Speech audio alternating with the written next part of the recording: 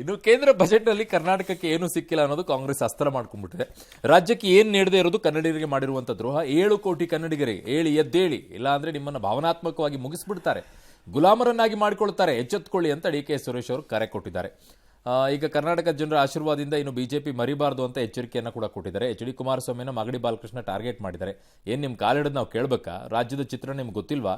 ಕೇಂದ್ರದ ನಿಮ್ಮ ಬೇಳೆ ಬೇಯಲ್ವಾ ಅಂತೆಲ್ಲ ಕೇಳಿದ್ದಾರೆ. ಆದರೆ ಕೇಂದ್ರ ಸರ್ಕಾರ ಕರ್ನಾಟಕಕ್ಕೆ ಕಳೆದ ವರ್ಷಕ್ಕಿಂತ 10ರಷ್ಟು ಹೆಚ್ಚಿಗೆನೇ ಕೊಟ್ಟಿದೆ ಅಂತ ಹೇಳಿದ್ದಾರೆ.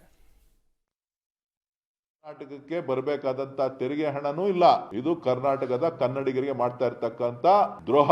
ನಾನು ಕನ್ನಡಿಗರಿಗೆ ಕರೆಯನ್ನ ಕೊಡ್ತಾ ಇದ್ದೇನೆ, ದಯವಿಟ್ಟು ಮಲಗಿದಿರಿ, ಎದ್ದೇಳಿ. ಕೇವಲ ಭಾವನಾತ್ಮಕವಾಗಿ ನಿಮ್ಮನ್ನ ಮುಗಿಸ್ತಕ್ಕಂತ ಒಂದು ಕೆಲಸವನ್ನ ಮಾಡ್ತಾರೆ. ಕರ್ನಾಟಕದ ಜನ ನರೇಂದ್ರ ಮೋದಿ ಅವರಿಗೆ ಆಶೀರ್ವಾದ ಮಾಡಿದ್ದೆ. ಕರ್ನಾಟಕದ ನರೇಂದ್ರ ಮೋದಿ ಅವ್ರಿಗೆ ಆಶೀರ್ವಾದ ಮಾಡಿದ್ದಕ್ಕೆ ಅವ್ರಿಗೆ ಬೇಸರ ಇಲ್ಲ, ತನ್ನಗೆ ಮಾಡಲಿಲ್ಲ ಜನ ಅಂತ ಅವ್ರಿಗೆ ಇನ್ನೂ ಕೋಪ ಅರಗಿಲ್ಲ.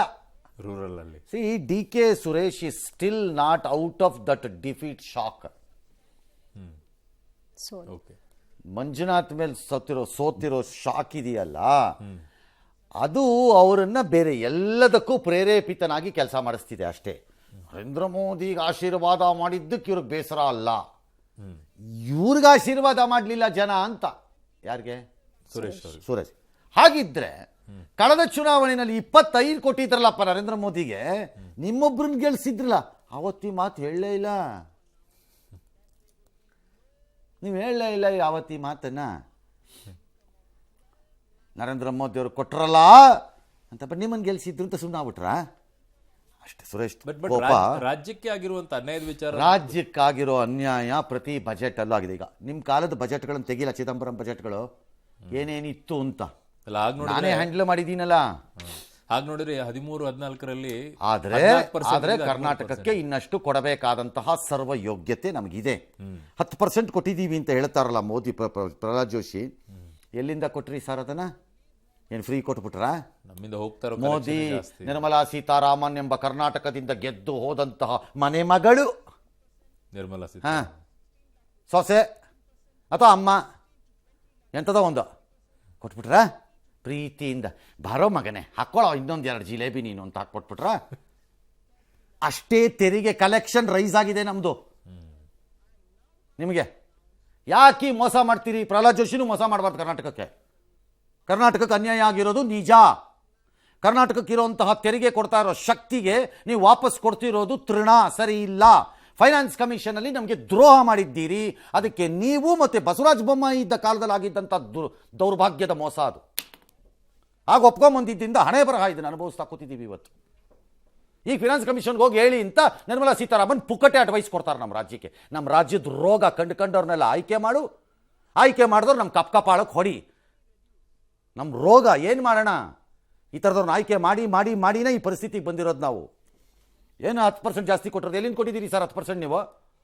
ನಮ್ಮದು ತೆರಿಗೆ ಕಲೆಕ್ಷನ್ ರೈಸ್ ಆಗಿದೆ, ಅದು ಕೊಟ್ಟಿದ್ದೀರಿ, ಕೊಡಬೇಕು. ಏನ ಮಾಡ್ಕೊಳ್ಳಿ ಹೋಗಿ. ದಿವಾಳಿ ಒಂದು ನಿಜ ಒಪ್ಕೋತೀನಿ ಬೇಕಾರೆ,